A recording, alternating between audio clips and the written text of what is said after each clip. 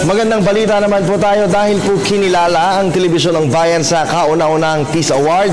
Alamin natin ang mga naganap doon dahil yan po ang pinulsuhan ni Jules Guiang sa Pulso ng Boss. Isyu ng lipunan aalamin mula mismo sa tinig ng sambayanan. Pulso ng Boss ngayon ating pakikinggan.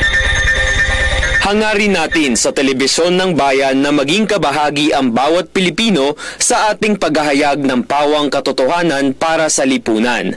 Kaya naman sa ating pagpupursige, tayo ay kinilala sa kauna-unahang Peace Awards. Ito ay ginanap sa Manila Hotel na inorganisa ng Asian Peace and Unity Corps, Integrity Circles Movement at ang Universal Peace Federation. The awardees will be the unheralded journalists or media persons who are promoting peace continuously through their work in the field of media. We include awardees, 18 awardees from the Quad Media. Sa pagkilala sa mga alagad ng media, layunin ng Peace Awards na hikayatin ang Quad Media na palawakin pa ang kampanya para sa kapayapaan sa radyo man, telebisyon, dyaryo at gayon na rin sa social media.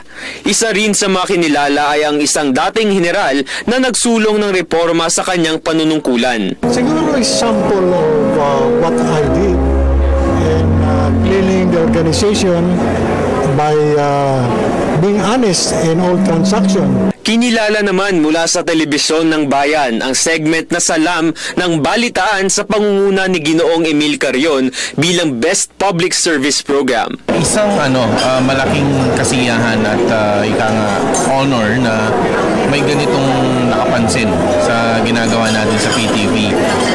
Dahil ang ating government station ay talagang gumagawa ng efforts para itulay yung mensahe ng gobyerno sa ordinaryong mamamayan sa pamamagitan ng broadcast. Mapalad din ang ating segment na Pulso ng Boss sa pagkakahirang bilang Best Program ng Peace Awards. Tiyak na magsisilbi itong inspirasyon upang patuloy nating gawing bahagi ang bawat Pilipino sa ating pagbabalita sa lahat ng pagkakataon. Mula mismo sa tinig ng sambayanan, para sa Pulso ng Boss, ako si Jules Guiang ng Telebisyon ng Bayan.